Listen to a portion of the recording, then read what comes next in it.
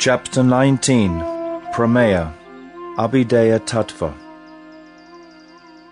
After taking his meal, Brajanath retired to bed with various conflicting views about Achintya Bheda, the doctrine of inconceivable oneness and difference, arising in his heart. Sometimes he thought that Achintya Bheda Tattva was just another kind of Mayavad philosophy. But when he reconsidered the teaching seriously, he realized that there was no objection in Shastra to it. On the contrary, it contained the essence of all Shastras. Sriman Gaur Kishore is the complete manifestation of Bhagavan himself, and his profound teachings cannot possibly be faulty in any way, he said to himself. I will never give up the lotus feet of that extremely kind and affectionate Gaur Kishore. But alas, what have I attained so far? I have come to understand that Achintya Bheda Tattva is the ultimate truth, but what have I gained through this knowledge? Shri Raghunath Das Babaji has said that Priti, love, is the sadhya of life for all jivas. Karmis and Gyanis are also searching for love, but they are ignorant about Shuddha Priti. That is why I must reach the stage of unadulterated love. But my only concern is, how may I achieve it? I will inquire from Babaji Mahashaya about this subject and adopt his principles. Thinking like this, Brajanath fell asleep. Since Brajanath went to sleep quite late, he also awoke late the next morning. The sun had already risen when he rose from his bed, and he had hardly finished his morning ablutions when his maternal uncle, Vijay Kumar Bhattacharya Mahashai, arrived from Sri Modurama. Brajanath was very pleased to see his uncle after so many days. He offered him Dandavat Pranam and respectfully offered him a seat. Vijay Kumar was a great scholar, an orator of Srimad Bhagavatam, and he would travel considerable distances to give Bhagavatam discourses. By the mercy of Sri Narayan, he had developed staunch faith in his heart in Sri Gauranga Mahaprabhu. Some days previously, he had the good fortune of obtaining darshan of Sri Vrindavan Das Thakur in a village by the name of Denuda. Sri Vrindavan Das Thakur had ordered him to visit the inconceivable Yogapith at Sridham Mayapur, where Sri Sachinandan Gaura Hari's Achintya Lila eternally takes place. He also informed him that soon most of the holy places of Sriman Mahaprabhu's pastimes would soon disappear, and would reappear after 400 years. He said that the places of Sri Gaura's pastimes were essentially non-different from Sri Vrindavan, the holy place of Krishna's Leela, and that only those who can perceive the transcendental nature of Sri Mayapur can truly have darshan of Sri Vrindavan. Hearing these words of Sri Vrindavan Das Thakur, the incarnation of Sri Vyasadeva, Vijay Kumar became very eager to take darshan of Sridham Mayapur, and decided to go there after visiting his sister and nephew in Bilva Pushkarini. These days, the villages of Bilva Pushkarini and Brahma Pushkarini are somewhat distant from each other, but in those days they were immediately adjacent, and the boundary of Bilva Pushkarini was within a mile of Sridham Mayapur Yogapith. The old village of Bilva Pushkarini is abandoned these days, and is known by the name of Tota, or Taranvasha. When uncle and nephew had exchanged pleasantries, Vijay Kumar said, Tell grandmother that I am going to take darshan of Sridham Mayapur, and that I will be back soon and take my afternoon meal here. Uncle, why do you want to visit Mayapur? Asked Brajanath. Vijay Kumar was at that time unaware of Brajanath's present condition. He had only heard that Brajanath had given up his study of Nyaya Shastra and was now studying Vedanta Sutra, so he did not consider it appropriate to describe his devotional sentiments to him. Instead, he hid his real motive and said, I have to meet someone in Mayapur. Brajanath was aware that his uncle was not only a great scholar of Srimad Bhagavatam, but also a devotee of Sri Gaura, so he guessed that he must have some spiritual purpose in visiting Sridham Mayapur. Uncle, he said, a very faithful and elevated Vaishnava called Sri Raghunath Das Babaji resides in Mayapur. You must have some discussion with him. Encouraged by Brajanath's words, Vijay Kumar said, "Are you developing faith in the Vaishnavas these days? I heard that you had given up the study of Nyaya Shastra and were studying Vedanta. But now I see that you are entering into the path of bhakti, so I need not hide anything from you. The fact is that Sri Vrindavan Das Thakur Mahashai has ordered me to have darshan of Sri Yogapit at Sri Mayapur, so I have decided to take bath in the waters of Sri Ganga Devi and then circumambulate and take darshan of Sri Yogapit. Then at Sri Vasangan I shall roll to my heart's content in the dust of the Vaishnava's lotus feet." Brajanath said, "Uncle, please take me along with you. Let's meet with mother and then leave for Mayapur." Deciding thus, they informed Brajanath's mother and left for Mayapur. First they took bath in the Ganga, and Vijay Kumar exclaimed, "Ah, today my life has become successful. At this ghat, Sri Sachinandan Gaura Hari bestowed unlimited mercy upon Janavi Devi by performing his water pastimes here for 24 years. While bathing in these sacred waters today, I am feeling Paramananda." When Brajanath heard Vijay Kumar speak these words in an inspired mood, he spoke with a melted heart, "Uncle, today I am also blessed by your mercy." After Ganga Snan, they visited Mahaprabhu's birthplace at the home of Jagannath Mishra. There, by the mercy of Sri Dham, they became completely immersed in a mood of deep spiritual love, and their bodies became drenched with tears. Vijay Kumar said, "If one takes birth in this land of Gora, but does not visit this Mahayogapit, one's life is useless. Just see how this holy place seems to material eyes to appear as an ordinary piece of land, covered by straw huts. But by Gauranga's mercy, see what beauty and opulence is visible to us. Look, how high and splendid are these bejeweled mansions. How inviting are these lovely gardens. How attractive to the eyes are these places of worship. Look, here Sri Gauranga and Vishnu Priya are standing inside the house. Oh, what an enchanting form! What an enchanting form!" As he said this, they both fell down and lost consciousness. After quite some time, they recovered with the help of some other devotees and entered Sri Vasangan. Tears flowed from their eyes, and they rolled on the ground, exclaiming, "Ha Srivas, Ha Advaita, Ha Nityananda, Ha Gadad, Ha Gauranga. Please give us your mercy, free us from false pride, and give us the shelter of your lotus feet." All the Vaishnavas there became very joyful when they saw such emotions in the two Brahmanas. They began to dance, chanting loudly, "Mayapur Chandra ki jai, Ajita Gauranga ki jai, Sri Nityananda Prabhu ki jai." Brajanath immediately offered his body at the lotus feet of his worshipable spiritual master, Sri Raghunath Das Babaji Maharaj. The elderly Babaji picked him up and embraced him, asking, "Baba, what brings you here at this time today, and who is this respectable Mahajan with you?" Brajanath humbly told him everything, and the Vaishnavas seated them with utmost respect. Vijay Kumar then inquired submissively from Srimad Raghunath Das Babaji Maharaj, "Prabhu, by what means can the ultimate aim, prayojan, for all jivas be achieved? Please be merciful and tell us how we can attain that prayojan." "Babaji, you are Shuddha Bhaktas, and everything is within your grasp. Still, since you have mercifully asked, I will explain whatever little I know. Krishna Bhakti, which is free from any trace of Gyan and Karma, is the prayojan, ultimate aim for all jivas, and it is also the means of attainment. During the stage of spiritual practice, sadhana avashta, it is called sadhan bhakti, and in the liberated stage, siddha avashta, it is called devotional service performed in prema bhakti, pure love. Vijay, what are the intrinsic characteristics, Swarup Lakshan, of bhakti?"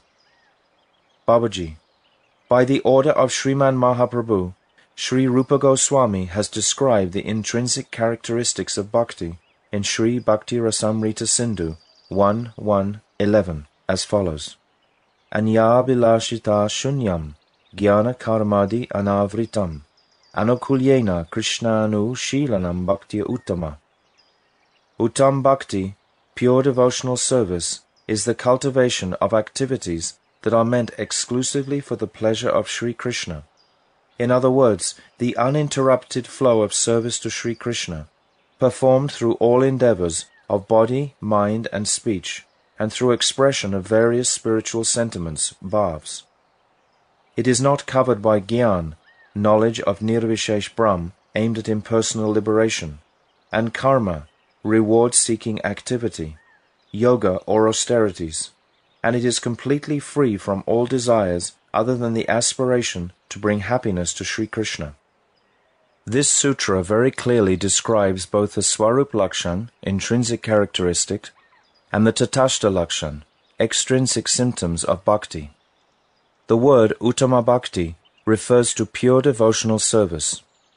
Devotional service mixed with fruit of activity, karma mishra bhakti, and devotional service mixed with speculative knowledge, Gyan Mishra Bhakti, are not pure devotional service. The aim of devotional service mixed with fruit of activity, Kama Mishra Bhakti, is sense gratification, and the aim of devotional service mixed with speculative knowledge, Gyan Mishra Bhakti, is liberation. Only such devotional service, free from any trace of desire for fruitive results or liberation, is Uttama Bhakti, pure devotional service. The fruit of bhakti is Prema. The Swarup Lakshan of bhakti is endeavors favorable for Krishna, Krishnanu Shilanam, performed with body, mind, and speech, and loving attitude of mind, Priti Maya Manasa. Such endeavors, chesta, and spiritual sentiments, bhavs, are both favorable, anukulya, and constantly dynamic. By the mercy of Krishna and his bhaktas, when the special function of the internal energy of Bhagavan manifests upon the jiva's own spiritual strength, then the true form, Swarup, of bhakti takes birth. In the present state, the jiva's body, mind, and speech are all materially afflicted. When the jiva directs them by his own discrimination, the result is only dry speculation and renunciation, and the true nature of bhakti does not manifest through them. However, when Krishna's Swarup Shakti becomes active in the jiva's body, mind, and speech, the nature of pure bhakti immediately becomes manifest. The ultimate aim of all spiritual activities is Sri Krishna, and that is why real devotional activity must be favorable towards Krishna. Endeavors performed for realization of Brahman and Paramatma are not accepted as pure bhakti. Rather, they are aspects of speculative knowledge, Gyan, and fruit of activities, karma, respectively. There are two types of endeavors, those that are favorable and those that are unfavorable. Only favorable activities are considered to be devotional service. The word anukulyena means the tendency to be favorably disposed towards Krishna. This tendency has some connection with the material world during the period of devotional practice, sadhana kala, but in the liberated stage, siddha kala, it is utterly pure, free from any connection with the material world. The characteristics of bhakti are the same in both these stages. Therefore, the intrinsic characteristics of bhakti are endeavors for the cultivation of Krishna consciousness performed with favorable sentiments. While we are discussing the intrinsic characteristics, Swarup Lakshan of bhakti, it is also necessary to describe the extrinsic characteristics, Tatastha Lakshan. Srila Rupa Goswami has explained that there are two Tatastha Lakshan. The first is having no other desires, and the second is freedom from the covering of Gyan, karma, and other such endeavors. Any ambition other than the desire for progress in bhakti goes against bhakti and comes in the category of other desires. Gyan, karma, yoga, and renunciation are said to be antagonistic to bhakti when they are strong enough to cover the heart. Therefore, pure bhakti may be described as cultivation of activities that are favorably disposed to Sri Krishna, free from both the above antagonistic characteristics. Vijay. What are the various distinctive characteristics of bhakti? Babaji.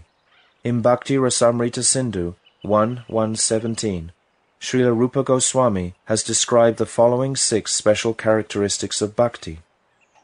Klesh Agni Shubhada Moksha, Laguta Krit Sudurlabha, Sandrananda Visheshatma, Shri Krishna Karsanik Jasa. 1. Klesh Agni. She destroys all kinds of distress. 2. Shubhada. She awards all kinds of good fortune. 3. Moksha Laguta Krit. She makes Krit, the pleasure of impersonal liberation, appear Laguta, insignificant. 4. Sudurlabha. She is rarely achieved. 5. Sandrananda Visheshatma. Her nature is imbued with the most intense and superlative pleasure. 6. Sri Krishna Akarsini. She is the sole means to attract Sri Krishna. Vijay. How does bhakti destroy distress? Babaji. There are 3 kinds of klesh, distress. Sin itself, pap, sin in its seed form, papa bij, and ignorance, avidya. Sinful activity is classified as pataka, sinful, mahapataka, very sinful, and atipataka, extremely sinful. All these are considered pap. People in whose hearts Shuddha Bhakti has manifested are naturally not inclined to become involved in sinful activities, pap. The desire to commit sins, which is called papa bij, cannot remain in a heart filled with bhakti. Avidya means ignorance of one's spiritual identity. When Shuddha Bhakti first dawns within the heart, the jiva understands very clearly, I am a servant of Krishna, and ignorance disappears altogether. This means that as Bhakti Devi, the goddess of bhakti, spreads her effulgence, the darkness of pap, papa bij, and avidya are expelled from one's heart. On the auspicious arrival of bhakti, all sorts of distress go far away. That is why bhakti is kleshagni. Vijay. How is bhakti shubhada? Babaji. In this world, all types of affection, all good qualities, and all different types of pleasures are considered shubha, auspicious. One in whose heart pure bhakti has manifested is endowed with 4 qualities: humility, compassion, freedom from pride, and giving honor to others. For this reason, the whole world bestows affection upon him. All kinds of sadgunas are automatically manifest in Shuddha Bhaktas. Bhakti is capable of giving all kinds of pleasure. If one desires, she can give material enjoyment, the happiness of merging into the impersonal Brahman, Nirvishesh Brahm Shuka, all kinds of mystical powers, siddhis, sense gratification, and liberation. Vijay. How does bhakti make even the pleasure of impersonal liberation seem insignificant? Moksha Laguta Krit. Babaji. If even a little love for the Supreme, Bhagavat Rati, has manifested in one's heart, dharma, religion, artha, economic development, kam, sense gratification, and moksha, liberation, naturally appear insignificant. Vijay. And why is it said that bhakti is rarely achieved, sudurlabha? Babaji. This matter should be understood carefully. Bhakti will remain elusive so long as one performs devotional service improperly, even if one engages in millions of different spiritual practices, sadhan. Apart from that, Bhakti Devi satisfies the majority of people with only impersonal liberation. She does not give bhakti unless she sees that the practitioner is highly qualified. It is for these 2 reasons that bhakti is rarely achieved. The sadhan of cultivating jnana definitely leads one to liberation in the form of merging into the non-dual Brahman, which is the very form of knowledge. It is also easy to get material sense gratification by performing pious deeds like yajna and other such activities. However, if one does not practice bhakti yoga, one cannot achieve bhakti to Sri Hari, even by performing millions of spiritual practices. Vijay. Why has bhakti been described as the superlative form of bliss? Sandrananda Visheshatma. Babaji. Bhakti is eternal spiritual happiness, and that is why the performance of bhakti places one in an ocean of bliss. If one combines all the different types of worldly material pleasure, adds the pleasure of merging into Brahman, which is the negation of this material world, and multiplies it all tens of millions of times, the resultant pleasure still cannot compare to a single drop of the ocean of the bliss of devotional service. Material pleasures are utterly trivial, and the pleasure that appears by negating material pleasure, mukti, is very dry. But these pleasures are different in nature from the bliss of the spiritual world. One cannot compare two things that are altogether different in character. Therefore, those who have developed some taste for the bliss of performing bhakti find the pleasure of merging into Nirvishesh Brahm to be insignificant as the water in a cow's hoofprint. Only those who have experienced this pleasure can understand it. Others cannot grasp or discuss it. Vijay. How does bhakti attract the all-attractive Sri Krishna, Sri Krishna Akashini? Babaji. Sri Krishna, together with all his loved ones, becomes forcibly attracted and controlled by a person within whose heart Bhakti Devi has appeared. Krishna cannot be controlled or attracted by any other means. Vijay. If bhakti is so sublimely potent, why do those who study many shastras not try to achieve her? Babaji. Bhakti and Sri Krishna are beyond all material boundaries, so human intelligence cannot reach them, because it is gross and limited. However, one can easily understand the essence of devotional service, bhakti tattva, if he has developed even a slight taste by the influence of pious deeds accumulated in the past. No one but the most fortunate jivas can understand bhakti tattva. Vijay. Why does material logic carry no weight? Babaji. Logic does not have the qualities necessary for understanding spiritual pleasures. It is said, Katha Upanishad 129, Naishatarkena matya apaneya, proktanyenaiva sugyanaya preshta. My dearest Nachiketa, it is not proper to use argument to destroy the wisdom of the absolute truth that you have received. Then it is also said, Tarka Pratishtanat, Vedanta Sutra 2.1.11. Logic is useless for establishing any vastu, real substance, because what one person establishes by logic and argument today, a more expert logician will refute tomorrow. That is why it is said that logic carries no respect. All these statements of the Vedanta establish that logic cannot explain spiritual matters. Brajanath. Is there any stage of bhakti between sadhan bhakti and prema bhakti? Babaji. Yes, certainly. There are 3 stages of development of bhakti: sadhan bhakti, bhav bhakti, and prema bhakti. Brajanath. What are the characteristics of sadhana bhakti? Babaji. Bhakti is one. The differences are between the different stages of development. As long as bhakti is performed by the conditioned jiva by means of his senses, it is called sadhan bhakti. Brajanath. You have explained that prema bhakti is an eternally perfect mood, Nitya Siddha Bhav. So why is it necessary to practice in order to attain a sentiment that is eternally perfect? Babaji. Nitya Siddha Bhav is not actually something to be gained from elsewhere. That is, it cannot be produced by sadhana. Sadhana is a name given to the practice of manifesting bhav in the heart. As long as it is not manifested in the heart, due to being covered, one will have to perform sadhana. In reality, this bhav is Nitya Siddha, eternally present in the heart. Footnote. Kriti sadhya bhavet sadhya, bhava sa sadhunabhida. Nitya Siddhasya Bhavasya Prakatyam Hridi Sadyata. Bhakti Rasamrita Sindhu, Purva Lahiri 2:2.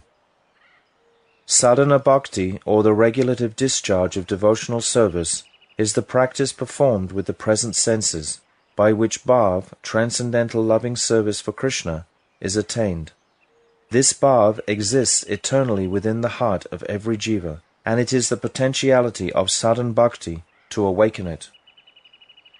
Shravanadi Kriyatara Swarup Lakshana Tatashta Lakshane Upa Jaya Premadan Nitya Siddha Krishna Prem Sadhya Kabunai Shravanadi Shuddha Chite Kareye Udai. Chaitanya Charitamrita Madhya Lila 22:106-107. The intrinsic characteristics of bhajan are the spiritual activities of hearing, chanting, remembering, and so on. Its marginal characteristic is that it awakens Krishna Prem. Krishna Prem is eternally established in the hearts of all jivas. It is not something to be gained from another source. This love naturally awakens when the heart is purified by hearing and chanting. End of footnote. Brajanath, will you please explain this principle more elaborately? Babaji, certainly Prema Bhakti is Nitya Siddha, eternally perfect, because it is a manifestation of Bhagavan's internal Shakti. But it is not evident in the heart of the conditioned jiva. Spiritual practice, sadhana, consists of the efforts of body, mind, and speech to make it appear in the heart. As long as bhav is not actually attained during the period of sadhana, it is considered a sentiment that is achieved by practice. But its eternal perfection becomes evident as soon as it manifests itself in the heart. Brajanath, what is the distinguishing characteristic feature of sadhana? Babaji, sadhana bhakti is any method that trains the mind to become Krishna conscious. Brajanath, how many kinds of sadhana bhakti are there? Babaji, there are two kinds, Vaidhi and Raganuga. Brajanath, what is Vaidhi bhakti? Babaji, the jiva's spiritual propensity is manifested in two ways. The regulations found in the codes of Shastra are called vidhi, and the inclination that has its origin in this vidhi is called Vaidhi pravritti, the tendency to follow Shastra. And bhakti that is caused by the discipline of Shastra is called Vaidhi bhakti, because it has its origin in Vaidhi pravritti. Brajanath, I will inquire about the characteristics of spontaneous attraction, rag, a little later. Now will you kindly describe the characteristics of vidhi? Babaji, the Shastras have prescribed regulative duties called vidhi and have prohibited certain forbidden activities, nisheda. The prescribed duties, Vaidya dharma, of the jivas is to follow all the regulations and to avoid all the prohibited activities. Brajanath, from your explanation, it seems as if Vaidya dharma consists of the rules and regulations of all the Shastras, but the jivas of Kali Yuga are weak and short-lived, so they cannot study the prescriptions and prohibitions of all the Shastras and then ascertain Vaidya dharma. Do the Shastras indicate how we can determine Vidhi Nisheda briefly and practically? Babaji, it is written in the Padma Purana 42:103 and Narad Pancharatra 4:223. Smartavya satatam Vishnur Vishmartavyo najatuchit Sarve vidhi nishedasyur Eteyor eva kinkaraha. Always remember Vishnu and never forget him. All the other prohibitions and recommendations are servitors of these two instructions. The purport is that the arrangement of all the various kinds of vidhi and nisheda within the Shastras are based on these two basic sentences.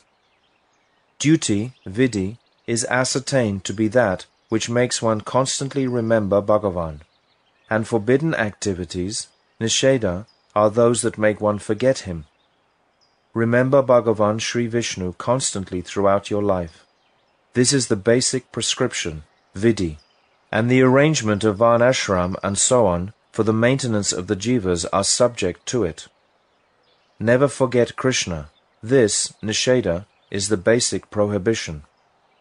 Everything else, such as abandoning sinful activities, avoiding the tendency to divert one's attention from Krishna, and atoning for sinful activities, are all subordinate to this basic vidhi nisheda. Therefore, all the rules and prohibitions described in the Shastras are eternal servants of the rule to remember Krishna constantly, and the prohibition is to never forget him. It follows that the regulation to remember Krishna is the fundamental principle amongst all the regulations of varnashram and other such institutions.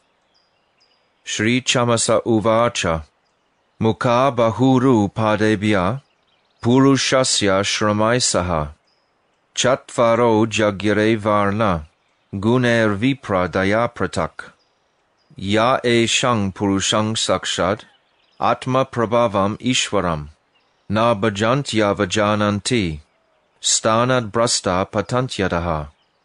Srimad Bhagavatam 11.5, 2-3. Sri Chamasa said, the Brahmanas came into existence from the mouth of the primordial Sri Vishnu, the Kshatriyas from his arms, the Vaishyas from his thighs, and the Shudras from his feet. These four Varnas were born along with their particular characteristics, as were the four specific ashrams.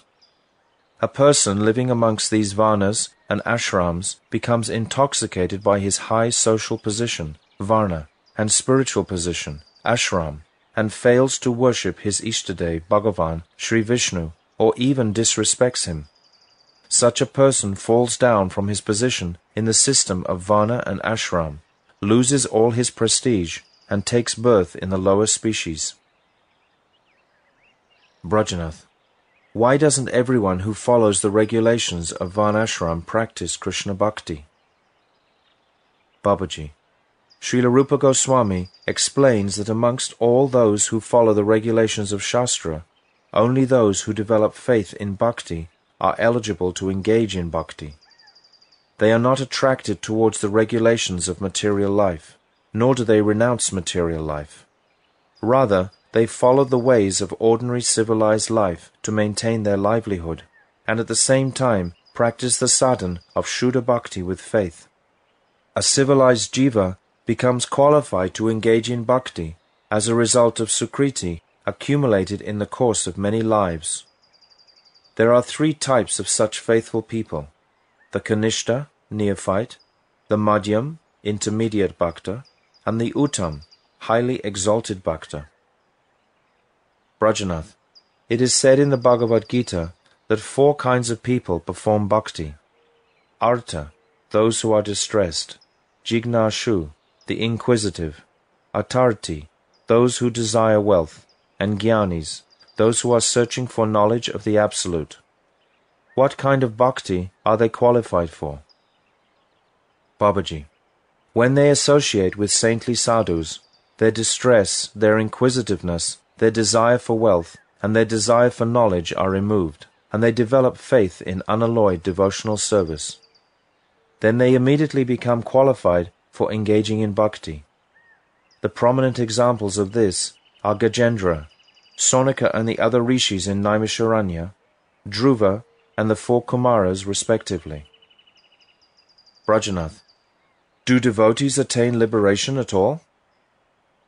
Babaji, there are 5 kinds of liberation: Salokya, to live on the same planet as Bhagavan; Sharsti, to have the same opulences as Bhagavan; Samipya, to have constant association with Bhagavan; Sarupya, to obtain bodily features similar to Bhagavan's; and Sayuja, to become one with Bhagavan. Bhaktas of Sri Krishna do not accept Sayuja Mukti at any cost, because it is blatantly opposed to the principles of bhakti. Salokya, Sharsti, Samipya, and Sarupya are not fully opposed to bhakti, but they still retain some adverse elements. The Bhaktas of Krishna also completely reject these 4 kinds of liberation that are manifested in Sri Narayan's abode. In some circumstances, These forms of liberation provide comforts and opulences, whereas in their matured stages they guide one towards Prema Bhakti.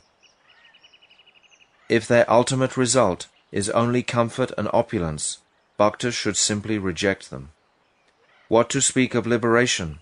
Even Narayan's prasad does not appeal to the unalloyed bhaktas of Sri Krishna. Sri Narayan and Sri Krishna have the same fundamental form and nature, Swarup, from the point of view of Siddhanta, but from the viewpoint of rasa, Sri Krishna's super-excellent glory is an eternal fact. Brajanath, is it only those who are born in Aryan families who are eligible to engage in bhakti? Babaji, the entire human race is qualified to attain eligibility for bhakti. Brajanath, in that case it seems that people who are situated in Varnashram have to follow two sets of duties, the regulations of Varnashram and the rules of Shuddha Bhakti, whereas those situated outside Varnashram have only one duty, which is to follow the limbs, angas of bhakti. This means that people situated in Varnashram have to endeavor more, because they have to follow both the material regulations and the spiritual regulations. Why is this? Babaji, a bhakta who is qualified for Shuddha Bhakti may be situated in Varnashram, but his only duty is to follow the anga of bhakti, and then all his worldly duties are fulfilled automatically. There is no fault in neglecting worldly duties where they are independent of bhakti or opposed to it.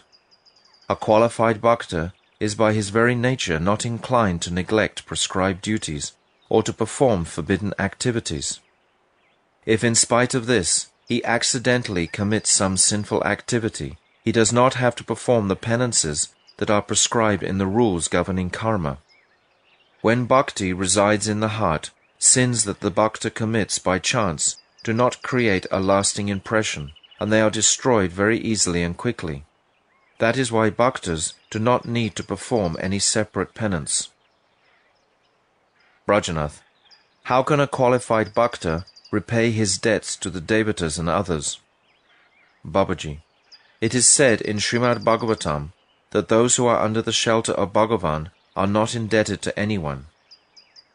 Devarshi bhutapta drinam pritrinam na kinkaro nayam rini charajan sarvatmanaya sharanam sharanyam gato mukundam parihritya kartam.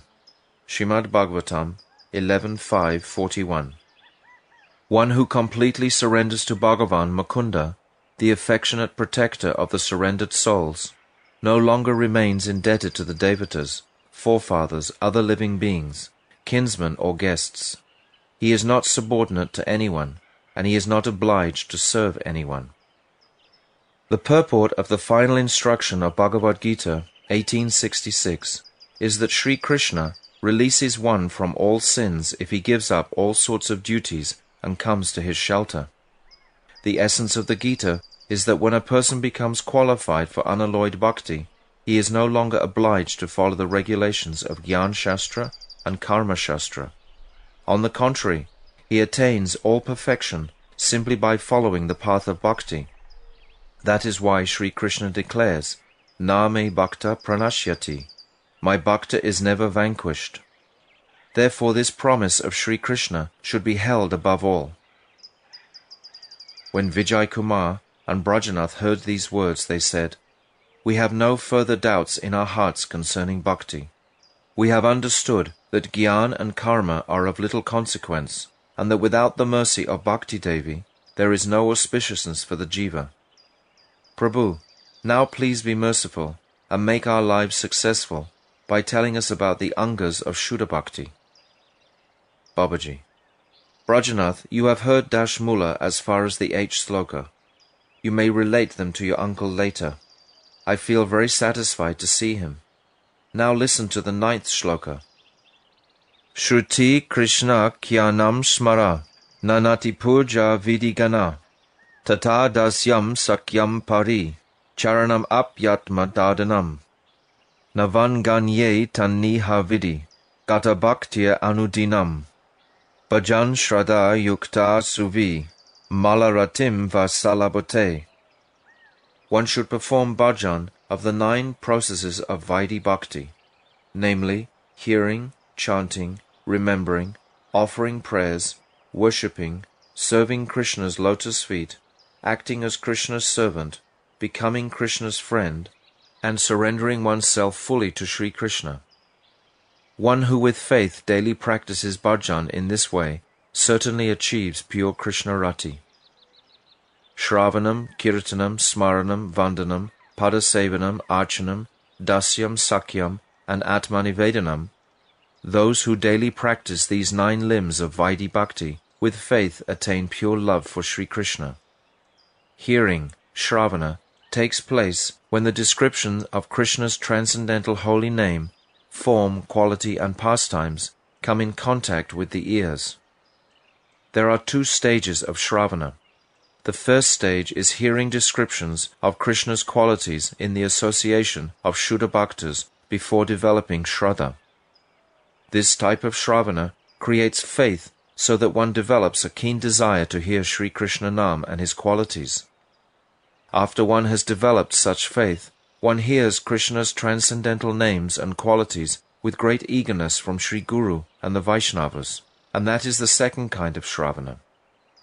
Shravana is one of the limbs of Shuddha Bhakti, and Shravana in the perfected stage is manifested as a result of hearing from Guru and Vaishnavas in the stage of spiritual practice. Shravana is the first anga of Bhakti. Kirtan takes place when Sri Hari Nam and the descriptions of his form, qualities, and pastimes come in contact with the tongue.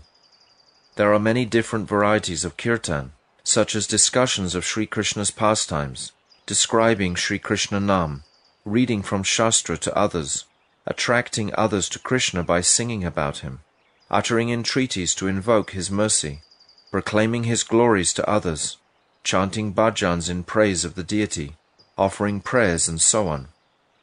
Kirtan has been described as superior to all the other 9 angas of bhakti, and this is especially true in Kali Yuga, when Kirtan alone can bestow auspiciousness upon everyone.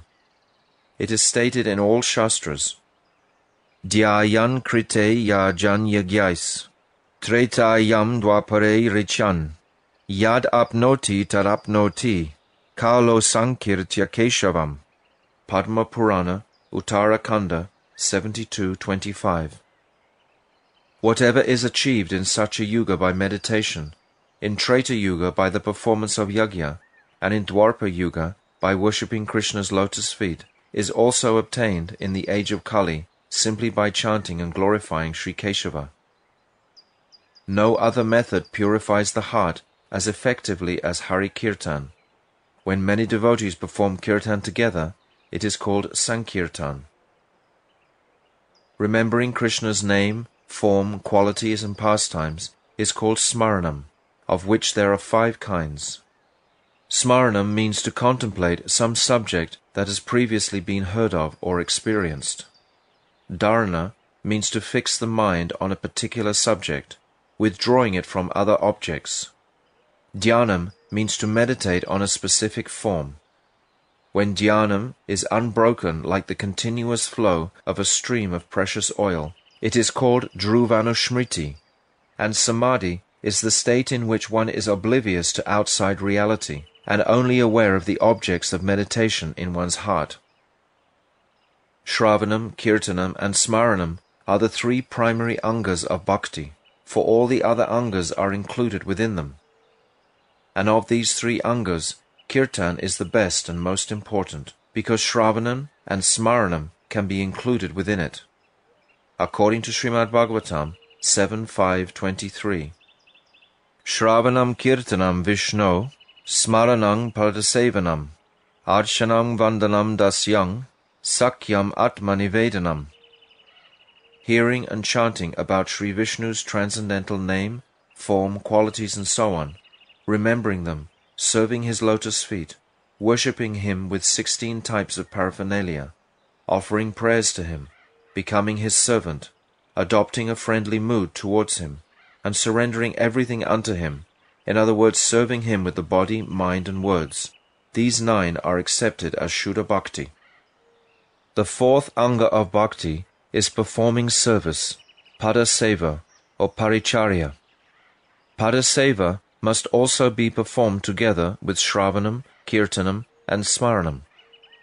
One should perform padaseva with a humble attitude, understanding that one is unqualified for the service. It is also essential to realize the object of service as Sat Chit Ananda, the embodiment of eternity, knowledge and bliss. Padaseva includes seeing the face of Sri Krishna's deity form, touching him, circumambulating him, following him, and visiting holy places such as Sri Bhagavan's temple, the Ganga, Jagannath Puri, Dwarka, Mathura, Navadvip, and so forth. Sri Rupa Goswami has presented these in a very clear and vivid way in his description of the 64 angas of bhakti. Service to Sri Tulsi and Shuddha Bhaktas is also included within this anga. The fifth anga is worship, archan. There are many considerations regarding qualification and methods of worship. If one is attracted to the path of archan, even after being engaged in shravanam, kirtana, and smaranam, then one should perform archana after properly accepting Diksha mantra from Sri Gurudev. Brajanath, what is the difference between Nam and mantra? Babaji, Sri Hari's name is the life and soul of mantra. The rishis have added words such as Namaha, obeisances to Sri Hari Nam, and disclosed its specific power. Sri Hari Nam by nature has nothing to do with this material world, whereas the jiva, because of various bodily designations provided by Maya, is entrapped by objects consisting of dead matter. Consequently, in order to detach the jiva's mind from sense objects, different principles of archan have been established on the path of regulated devotional service, Maryada Marg. When one chants the Krishna mantra, Siddha Sadhya Susida Ari are not considered. Footnote: Gurudev will give initiation to his disciple after performing the process for purifying him of the 4 defects of Siddha, Sadhya, Susida, and Ari, enemy. One may consult Hari Bhakti Vilas, First Vilas, Anucheda 52 through 103, regarding these 4 defects and their remedial measures. But in chanting the king of all mantras, the Krishna mantra of 18 letters, Gopal mantra, there is no need to consider these 4 defects, because the mantra is so powerful that these 4 defects are very insignificant in comparison. In Trilokya Samohana Tantra, Mahadev has said, Astadasha Kshara Mantram Adikritya Shri Shivenoktam Na Chatra Satrava Dosho Varneshvadi Vicharana. And in Brihad Gautamiya it is stated, Siddha Sadhya Susidhari Rupa Natra Vicharana Sarvesham Siddhamantranam Yato Brahmaksharo Manu. Every single letter of this mantra is Brahman. End of footnote. Initiation into the exclusive chanting of the Krishna mantra is extremely beneficial for the jiva, for of all the different mantras in the world, the Krishna mantra is the most powerful. A bona fide disciple receives strength from Krishna immediately when a bona fide spiritual master initiates him into this mantra. After initiating, Gurudev educates the inquiring disciple concerning the performance of archan. Briefly, archan marg includes the observance of Sri Krishna's appearance day, fasting in Kartik month, observing Ekadashi, taking bath in the month of Magh, and other such activities. One should also understand that one must certainly worship Krishna's bhaktas as well as Krishna himself on the path of archan. The 6th anga of Vaidhi Bhakti is offering prayers and obeisances, vandanam. This is included as part of Padaseva and Kirtan, but it is still considered a separate anga of bhakti. Namaskar itself is also called vandanam. Ekanga namaskar and paying obeisances with 8 parts of the body touching the ground, Astanga namaskar, are 2 types of namaskar. It is considered offensive to offer obeisances with only one hand touching the ground, to offer obeisances when the body is covered with cloth, to offer obeisances behind the deity, to offer prostrated obeisances with one's body pointing directly towards the deity or with the right side towards the deity, and to offer obeisances in the Garbha Mandir, deity room. Performing service, dasyam, is the seventh anga of bhakti. I am Krishna's servant. This ego or conception of the self is dasyam, and bhajan performed with the sentiment of a servant is the topmost bhajan. Dasyam includes offering obeisances, reciting prayers, offering all of one's activities, serving, keeping proper conduct, and remembering and obeying orders, katha shravanam.